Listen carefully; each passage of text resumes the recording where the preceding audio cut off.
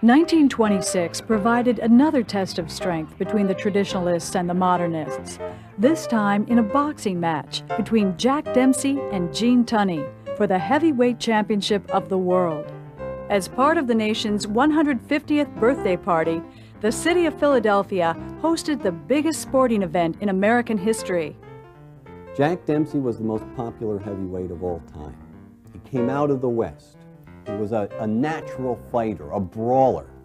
He was a Protestant fundamentalist. He represented small-town traditional American values. His opponent, Gene Tunney, was an Irish Catholic. He was a New York City slicker who married a debutante and who read Shakespeare while he trained for the match. Here you have a clear clash of cultures. Not in a courtroom or in a presidential election, but right there in the boxing ring, man to man.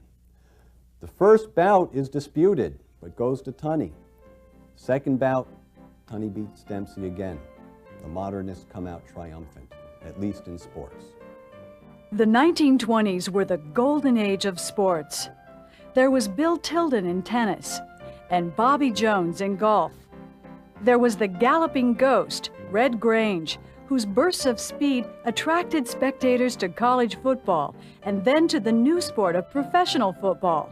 And towering above them all was the Sultan of SWAT, the great Babe Ruth.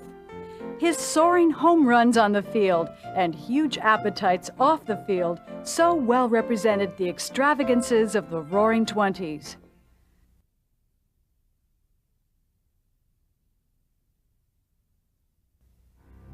The greatest of all the heroes of the decade was an unassuming farm boy who burst upon the American imagination from out of the western skies in 1927.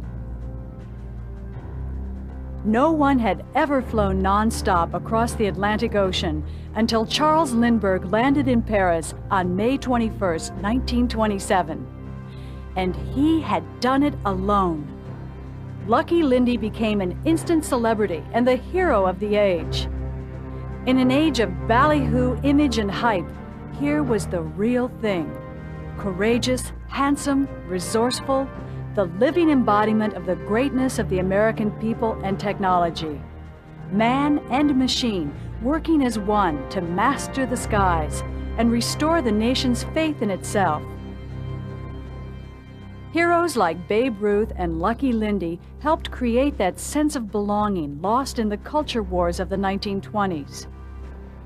Another thing that most Americans had in common was their belief that capitalism was bringing about a better world.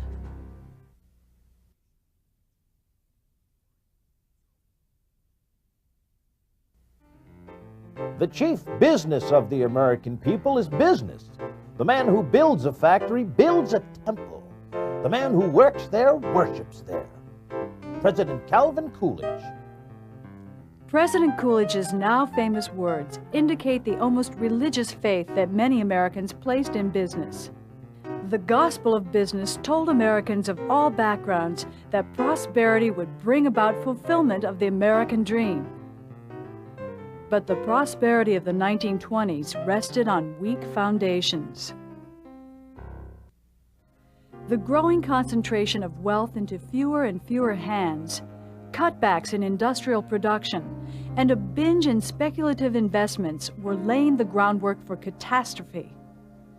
When the stock market crashed in October of 1929, the party was over. They didn't know it at the time, but Americans were witnessing the start of what would become the worst and most prolonged economic depression in the nation's history.